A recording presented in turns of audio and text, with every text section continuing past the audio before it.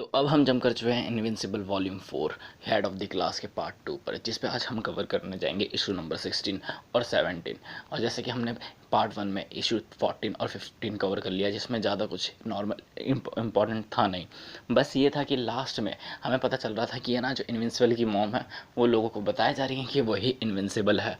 और जैसे कि मैंने कहा था कि ये हर एक कैरेक्टर को, हर एक सिचुएशन को परफेक्ट अलग अलग इंडिविजुअल इशू देते हैं। इसलिए मुझे ये लिटरली ये वाली कॉमिक सीरीज़ बहुत ज़्यादा जेन्युइन लगती है और बहुत ज़्यादा अंडरस्टेबल भी लगती है और समझ में भी ज़रूरत से ज़्यादा आती है। तो चारों वॉल्यूम्स की प्लेलिस्ट की लिस्ट आपको आई बटन पे मिल जाएगी, जहाँ पे जाके आप उसको देख सकते हो। और अगर देख लिया तो फिर देर किस बात की, चलो फिर स्टार्ट करते हैं। Invincible volume 4 head of the class issue 16।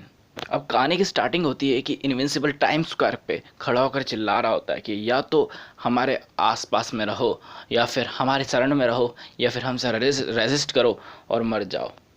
ये नेचुरल है हम तुम सबके लिए कि तुमको लगेगा कि हम लोग रॉन्ग हैं, बट ऐसा कुछ नहीं है। हम तुम्हारे प्लेनेट पर कंट्रोल नहीं करना चाहते। हम लोग बस तुमको एक अच्छी सॉर्ट ऑफ लाइफ देना चाहते हैं।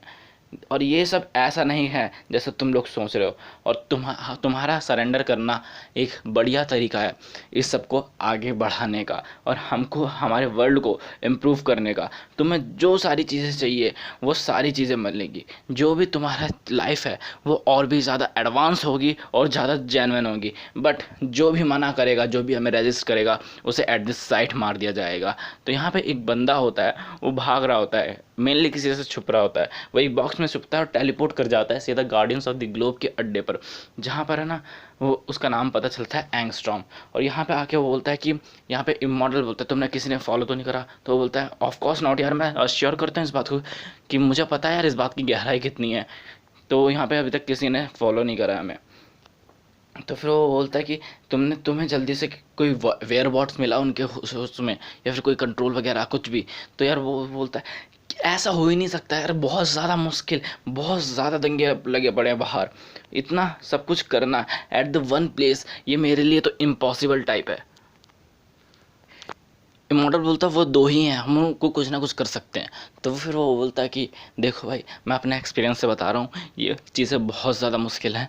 जितना लग रहा है उससे तो कुछ ज़्यादा ही मुश्किल है, जहाँ तक अभी मैं देख के आया हूँ बाहर। और तभी यहाँ पे इनविंसिबल और ओमिनियन दोनों एक साथ जंप कर जाते हैं। और वो बोलता है कि तुमने तो बोलता है ये लोग हमें फॉलो नहीं कर रहे। तो यहाँ पे इनविंसिबल बोलता है कि तुम्हें इस बात का ध्यान रखना चाहिए था।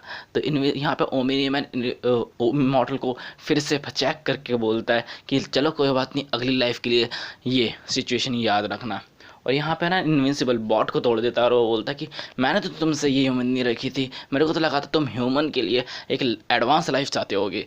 तो फिर वो उसको तोड़ तोड़ रहा होता है। बॉट बोलता है कि मेरे को कोई ना कोई दोबारा बना लेगा और मैं तुम्हें जान से मार दूंगा उस टाइम पे। तो वो बोलता है कि मैं तुम्हारी ऐसी हालत करूंगा कि कोई तुम्हें बना ही नहीं पाएगा। फिर ये ज़्यादा जाके सीधा पहुंचता है एंगस्टॉन पे। एंगस्टॉन माफ़ी मांगने लगता है कि मुझे माफ़ कर दो, मुझे जाने दो, मुझे जाने दो। तभी अचानक से एक पोर्टल खुलता है और एक और एंगस्टॉन बाहर निकलता है उसी में से। और वो बोलता है यार मुझे इतना एम्बैरस मत करो, और उसको लेकर चले जाता है। यहाँ पे ये दोनों चौंक जाते हैं, क्या हुआ, क्योंकि ये दोनों चीज़ों के लिए अलग थी। तो फिर जो ये वाला एमस्ट्रॉन्ग होता है वो बोलता है तुम कौन हो। तो वो बोलता है कि तुम्हें ये अजीब सा नहीं लग रहा। तो बोलता है ये कैसे पॉसिबल है, हम दोनों एक साथ में कैसे, तुम डिफरेंट डायमेंशन से हो क्या। तो वो बोलता है चलो मेरे को फॉलो करो, मैं दिखाता हूँ सब कुछ। और ये जैसे गेट खुलता है, यहाँ पे एलियंस आए होते हैं बहुत सारे, बहुत बड़ी वॉर छिड़ी होती है हीरोज़ और एलियंस के बीच में। तो फिर वो बोलता है शायद मैं तुम्हें गलत डायमेंशन में ले आया। तो उसकी फटके चार हो जाती है, भाई कैसी डायमेंशन है ये, मतलब इतनी ज़्यादा फाइट। तो फिर ये बाहर जाता है और अजीब सा लगता है कि हमें कुछ प्लेस ढूंढना पड़ेगा, हमें यहीं पे छुपना पड़ेगा। फिर जो दूसरा वाला एंगस्टॉन होता है वो आसपास दिखता है और वो बोलता है ओह शिट, इस ये तो वही है। ये मतलब ये मेरी ही डायमेंशन है, मैं गलत डायमेंशन में नहीं लेके आया, तुमको सही डायमेंशन में लेके आया होता हूँ। और यहाँ पर है ना बहुत तगड़ी लड़ाई छिड़ी होती है। यानी ये अपनी अर्थ है और यहाँ पे एलियंस ने कुछ ज़्यादा ही तगड़ी तरीके से अटैक कर दिया होता है। ये लोग हैंडल नहीं कर पा रहे होते हैं, ये हर जगह होते हैं और ऐसा लगता है कि एक बंदे को ख़त्म करो तो उसकी जगह चार आ जाते हैं। और मतलब ये बहुत ज़्यादा डिफ़िकल्ट वे में होते हैं, हार रहे होते हैं। यहाँ पे सब अपनी पोटेंशियल पूरी की पूरी लगा रहे होते हैं, बट कुछ हो नहीं रहा था। यहाँ पे बॉट बोलता है कि देखो मैंने कैलकुलेशन करी है, बट कैलकुलेशन ये निकल के निकली है कि हम जीत सकते हैं, बट यहाँ पे जो डैमेज होगा प्रॉपर्टी का वो बहुत बहुत ज़्यादा होगा, और उससे ज़्यादा डैमेज होगा यहाँ की लाइफ्स का। और हमें ये स्पॉट हमारी पूरी ह्यूमन रेस के लिए बहुत बड़ी हार साबित होगी, और जितने भी है हम मैनी ईयर्स में भी यहाँ से निकल नहीं पाएंगे। तो अचानक से आसमान से एक चीज़ आती है, और जितनी भी सारी शिप्स होती हैं अब स्पेसशिप वो अपने आप रुक जाती हैं, और लोग होते हैं वो वापस उसमें, जितने भी एलियंस होते हैं वापस उसमें जाने लगते हैं। मे बी जहाँ पे कुछ चीज़ आई थी जिनने इनकी मदद करी, बट पता नहीं चल रहा था कि किसने इनकी मदद करी। तो अब यहाँ पे सारी चीज़ें हो चुकी होती, तो बॉट को कुछ नहीं समझ में आ रहा था कि हो क्या रहा है। इधर दूसरी तरफ यहाँ पे सैसिल आता है उसके पास, अपने बंदे के पास, और उससे बोलता है कि कैसा चल रहा है। तो फिर वो बोलता है किसके बारे में बात कर रहे हो सर? कि नहीं, guardians of the globe team के बारे में। ये तो पूरी मतलब ख़त्म टाइप है। कम से कम पुरानी वाली टीम ने जब एलियन इन्वेंशन हुआ था उस टाइम पे कुछ मिनट्स में कुछ कांड तो कर दिया था, बट इनको तो 4 घंटे हो गए वहाँ पे लड़ते हुए। तो फिर वो बोलता है कि सर वो पुरानी वाली भी इतनी परफेक्ट नहीं थी। तो वो बोलता है पुरानी वाली इतनी परफेक्ट नहीं थी, बट वो अपने लिए स्टैंड ऑफ तो हो सकती थी। इसके लिए तुम बार बार खुद मना करते हो, मतलब खुद तुम इसका बचाव करते हो, कुछ तो मतलब सब चीज़ें मैसअप हो रही हैं। अब वो जाने लगता है और वो बोलता है कि अब मुझे ही कुछ करना पड़ेगा। इधर दूसरी साइड जब मार्क अपने घर पे आता है तो हमें पता चलता है कि बहुत सारी चीज़ें और कुछ ज़्यादा ही चीज़ें यहाँ पे स्कूल, मतलब जितनी भी सारी जगहों पे तबाही वबाही होती है वो रात जाते हैं उसको रिपेयर करने, और स्कूल को रिपेयर करना के लिए मना कर देता है। और स्कूल को रिपेयर करने के लिए मना क्यों करता है पता है हमें। है अगला सीधा सीन शिफ्ट होता है स्कूल की तरफ में, जहाँ पे ये सब आपस में मिलते हैं, और यहाँ पर पता चलता है कि कम से कम 1 महीने तक इनकी ग्रेजुएशन को पोस्टपोन कर दिया गया है। मतलब 1 महीने तक स्कूल कॉलेज बंद रहेगा। और यहाँ पर है ना ये दोनों जाते हैं, मतलब जितने भी बंदे होते हैं वहाँ पे वो जाते हैं उधर दूसरी तरफ में सामान वामान लेने, और एम्बर और इनविंसिबल मार्क इन दोनों के बीच में एक साइंटिस्ट मूवमेंट होता है। अगला मूवमेंट होता है कि सीधा guardians of the globe team के अड्डे का। इधर सैसिल बोट पे चिल्लाता है कि तुम फायर हो चुके हो। जितनी भी यदि इन्वेंशन हुई थी एलियन इन्वेंशन, वो तुमने रोकी है by the luck, your luck की वजह से जो भी कांड हुआ। तुम टीम को अच्छा वो नहीं कर पा रहे थे। और हाँ, रही इस बात की तुम निकाले जाते हो, तुम लीडर नहीं हो अब से, लीडर है ओमिनी मैन। ओमिनी मैन ने मतलब ये क्या नाम था, इमॉर्टल, क्योंकि वो अच्छे से टीम को गाइड कर सकता है। और फिर तुम एज अ मेंबर इस टीम को ज्वाइन कर सकते हो। देखो तुम्हारी जो कैलकुलेशन है और तुम्हारी मैथमेटिक्स के लिए तुम हमारी टीम के लिए वो एक वैल्यूएबल असेस्ट हो, तो तुम हमारी टीम ज्वाइन कर सकते हो। So as your wish. तो वो दुखी होता है और बोलता है okay I am still in. तो इधर यूनाइटेड स्टेट पैनिंगटन में वही जो फेस मंकी फेस जो डीमन टाइप का बंदा होता है वो आता है, उसकी सेक्रेटरी से बोलता है कि हे मैं आया हूँ यहाँ पे सैसिल से मिलने। वो रेडी नहीं होगा बट मैं उससे कुछ बात करना चाहता हूँ। तो वो बोलती है मैसेज दे सकते हैं। तो वो बोलता है कि मैं बस एक और स्टेप पास में हूँ कि जिसने गार्डियंस ऑफ द ग्लोब का मर्डर करा है उसके। तो फिर वो बोलती है हाँ सबको पता है ओमिनी मैन ने करा है, आप न्यूज़ नहीं देखते क्या? तो वो गुस्सा होकर वहाँ से चले जाता है। इधर है ना एटम, ईव और इनविंसिबल सब मिलकर है ना वो चीज़ें साफ़ कर रहे होते हैं, जितना भी स्टफ़ यहाँ पे फैला होता है उन सबको साफ़ कर रहे होते हैं। यहाँ पर वो बोलता है कि विलियम के साथ कैसा चल रहा है। वो बोलती है कि ग्रेट चल रहा है, बट वो अनोइंग टाइप का भी है। मतलब एक टाइम पे चीज़ें उसकी अच्छी लगती हैं और एक टाइम पे बहुत ज़्यादा बेकार सी लगती हैं। तो फिर वो बोलता है बेकार वाली चीज़ें मतलब, तो वो टेम्परामेंटल है। मतलब मैंने जिस दिन उसको बताया वो उसने स्पीच झाड़ना शुरू कर दी, और सच में उसने मुझे सैम बोला। सैमान था विलियम्स, इसमें से कोई सा भी नाम चूज़ कर सकता था, फिर भी वो। और जब मैंने उसको बताया कि मैं ईव हूँ और उसको ये पता ही नहीं था, और मेरे पास उड़ने की पावर है, तब से हमने एक भी रात ज़मीन पे नहीं बिताई है। वो बोलता है हाँ जानता हूँ, उसने मेरे साथ भी ऐसे ही करा था कई बार। तो यहाँ पे है ना एक चीज़ देखता है वो कि है ना कोई अजीब सा जो सैंडमैन टाइप का बंदा होता है वो चीज़ों को उठा के फेंक रहा होता है। तो उसके पास जाता है रोकने के लिए, बट वो उसको है ना धक्का दे देता है। तो वहाँ पे इसके एक पंचमैन जितना भी जो फेस होता है वो तोड़ देता है, और बोलता है जैस ये तुम हो, तुम कर क्या रहे हो? तुम हमारी हेल्प नहीं कर रहे बल्कि कुछ चीज़ें यहाँ से वहाँ फेंकते जा रहे हो क्या रहा है ये? तो फिर वो बोलता है okay okay I give up, मैं यहाँ पे आया था हेल्प करने के लिए, अब बताओ मुझे मारना मत कि मुझे क्या करना है। तो बोलता है ओके दैट्स रियली कूल। सो हमें यहाँ पे जितना भी कंस्ट्रक्शन वाला काम है वो हटाना पड़ेगा, जितना भी मतलब जितनी भी सफाई है वो करनी पड़ेगी। वैसे तुम्हारा नाम क्या है? तो बोलता है तुम मुझे टाइटन बुला सकते हो। तो अब इन लोगों को सफाई करनी है बहुत सारी। तो अगला सीन दिखाया जाता है कि जो हमारा वर्ल्ड का आर्मस्ट्रॉन्ग होता है वो पैरेलल यूनिवर्स वाले आर्मस्ट्रॉन्ग को लेके आया होता है एक जगह पर। वो बोलता है कि यार पहली बार हुआ कि एलियन इन्वेंशन इतना लंबा चला है, वरना पहले हमारे हीरो तो यहीं पर रोक देते थे। तो यहाँ पे लेके आता है तो दूसरे वर्ल्ड वाला बोलता है कि ये कौन सी जगह है? तो बोलता है सच बताओ, तुम्हें तुम्हें पता नहीं चला ये कौन सी जगह है? ओह सॉरी, मैं कभी कभी भूल जाता हूँ कि सबके जो पैरेलल यूनिवर्सेस होते हैं वो अलग अलग होते हैं। पहले तो मतलब कुछ तो पहचान जाते हैं पहली बार में ही, किस कुछ की आइडेंटिटी मेरी जैसी होती है। वो बोलता है कुछ और? वो बोलता है हाँ, तुम एक झटके में समझ जाओगे कि यहाँ पे चल क्या रहा है। जैसी लाइट चालू करता है यहाँ पे देखने को मिलता है कि बहुत सारे, सच में बहुत सारे एमस्ट्रंग ईव होते हैं यहाँ पर, बहुत ही सारे अलग अलग पैरेलल यूनिवर्स से। और इसी के साथ ये एपिसोड भी ख़त्म हो जाता है। Now it's time for invincible volume 4 part 2 issue 17 head of the class. तो कहानी के स्टार्टिंग में मूवी देखने आए होते हैं मार्क और एम्बर, और जगह को देखकर लग रहा होता है कि सारी चीज़ें जो हैं अच्छी खासी ठीक हो जाएंगी। तो फिर वो जितनी भी चीज़ें होती हैं, जो सारी चीज़ें होती हैं वो ठीक होने लगती हैं। अभी लोग मूवी के बारे में थोड़ी बातें करते हैं और ये लोग फिर मतलब मिल्क शेक पीने के लिए जो जगह होती है वहाँ पे जाती है, और ये ना बर्गट मार्ट जाने से मना कर देता है। और फिर जो वो पूछती है बैठ के अंदर बर्गट मार्ट में क्यों नहीं, तो वो रीज़न एक्सप्लेन करता है जो हमारे पहली वाली कॉमिक में देखने को मिला था, वो वाला रीज़न। तो ये सारी चीज़ें उसको बताता है। अब इन दोनों में थोड़ी बात होती है। फिर वो बोलती है कि वैसे तुम क्यूट हो हैं, काश हैंडसम भी लगते। तो वो बोलता है हैंडसम मतलब? तो वो बोलती है कि तुम अगर मुस्टैच और वो चीज़ें ग्रो कर पाते तो अच्छा से होता। तो बोलता है हे, भले से मैं शेव करता हूँ डेली, बट इसका मतलब ये नहीं है कि मैं मैच्योर नहीं हूँ, मैं फुल्ली मैच्योर हूँ। तो अब ये लोग इसके घर पे आते हैं और वो बोलता है कि मेरे घर में आना पसंद करोगी? वैसे मॉम शायद हो सकता है अभी सो रही हो, वैसे धीरे धीरे। तो ये उसको घर में ले आता है और धीरे धीरे आने के लिए बोलता है। पहले अपनी मॉम को चेक करता है तो मॉम पी पा के पड़ी होती हैं। तो फिर वो बोलता है चलो फिर बाहर ही रुकते हैं। तो यहाँ पे बाहर आके ये थोड़ी बहुत बातें करते हैं स्कूल के बारे में और अपने डैड वगैरह के बारे में, थोड़ा सैंटी सा मोमेंट होता है यहाँ पे। वो फिर एक अच्छा खासा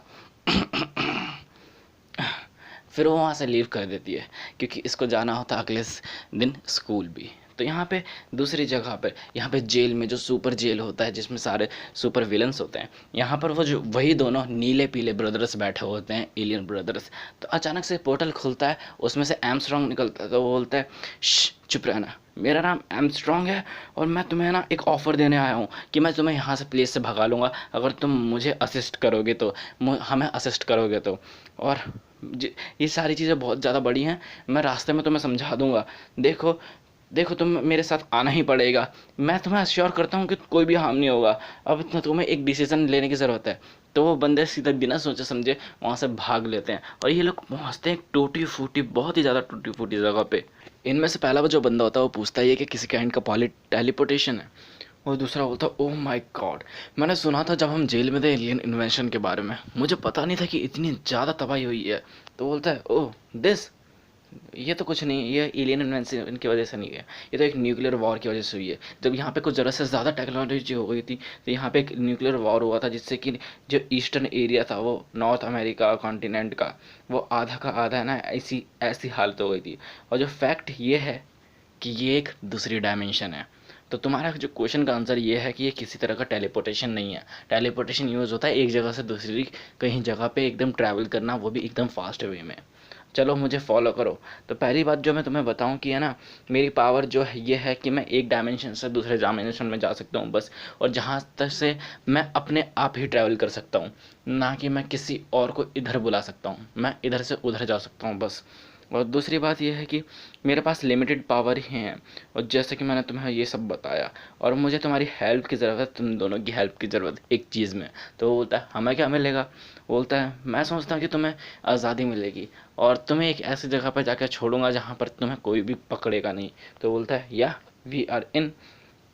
तो बोलता है मुझे फॉलो करो। एक जगह मार्क मार्क कर रखी होती है उसने, okay I parked the car here. तो वहाँ पे पोर्टल खोलता है और दोबारा से अपने वर्ल्ड में आ जाते हैं। वहाँ पे पार्क होता है और वैन होती है, उस वैन में किसी तरह ये लोग घुसते हैं। तो वो बोलता है चलो अब बताओ कि हमें करना क्या है। तो वो बोलता है मैं सारी चीज़ें एक्सप्लेन करूँगा, बस एक बार हम लैब में पहुँच जाएं। अब ये लैब के रास्ते पे निकल जाते हैं। यहाँ पे सीन शिफ्ट होता है स्कूल में, जहाँ पर है ना जो बहुत ज़्यादा जितने भी सीन हो गया होता है ये एलियन इन्वेंशन की वजह से, तो चीज़ें रिपेयर हो रही होती हैं। तो 2 हफ्ते की तो पहले छुट्टी पड़ी होती है और 2 हफ्ते बाद में मूवीज़ दिखा नहीं रही होती है, मतलब हर दिन एक मूवी दिखा रहे होते हैं स्कूल में। वाह यार, काश हमारा भी स्कूल ऐसा हो जाए। और इधर यार ये लोग बाहर निकल के आते हैं, वाह यार ये अच्छा स्कूल है, ये तो वैसा स्कूल है जैसा हम चाहते हैं। तो यहाँ पे विलियम्स आता है, विलियम से भी बातचीत होती है, पर विलियम का बच्चों वाला लोग देख के यहाँ पे ईव को अच्छा नहीं लगता है। फिर अगला सीधा सीन शिफ्ट होता है मार्क के घर का, जहाँ पे वो थोड़ा नर्वस टाइप का होता है। तो उसकी मम्मी बोलती है कुछ भी नहीं है, बस ग्रेजुएशन पे जाना है, हाथ मिलाना है सर से और हो गया काम। तो वो बोलता है ग्रेजुएशन वाला नहीं, मैं कॉलेज वाला बोल रहा हूँ कि मैं चीज़ें मेंटेन कैसे करूँगा, मुझे कॉलेज के लिए टाइम कैसे मिलेगा, क्योंकि जितनी भी चीज़ है, मतलब जो सैसिल का बीपर आता है मेरे लिए, तभी बीपर बजता है। वो बोलता है कि चलो यार अब न्यूयॉर्क में जाना पड़ेगा मुझे। तो फिर है ना जाता है, टिश्यू पेपर से मुंह पोंछता है और जैसे डस्टबिन खोलता है उसमें बहुत सारी बियर की बोतल पड़ी होती हैं। मतलब इसकी मॉम ने चलो फिर ये सीधा वहाँ पे पहुँचता है तो और बोलता है सैसिल से बात किया। तो सैसिल बोलता है ज़्यादा कुछ बड़ी बात नहीं है, बस एक अजीब सा विलन है जो है ना चीज़ों को इधर से उधर फेंक रहा है मैनहट्टन में। जो भी पूरा हमारा केप क्रू था वो वहाँ पे पहुँच चुका है, बट वो उन लोगों पे भारी पड़ रहा है। तो किसी भी तरह वहाँ पे जाओ और जितने भी कम से कम डैमेज में है, उसको पकड़ो वहाँ पर। तो वहाँ पर जाता है एक बहुत मुश्किल से बंदा जो केप क्रू होता है उनको पेल रहा होता है, और एक बोल्ट को एक पंच मारता है जिसके साथ इनविंसिबल भी जाता है और उसकी भी जुआ केसरी हो जाती है और सीधा एक कार पे जाके लग जाता है। मैंने पहले ही कहा था नाम का इनविंसिबल है बस। तो बोलता है "ओ, तुम इनविंसिबल हो, मेरा नाम बोल्ट है, मैंने तुमको टीवी में देखा था"। तो बोलता है ओह थैंक्स, वैसे स्टोरी क्या है, चल क्या रहा है इधर, कौन है ये बंदा।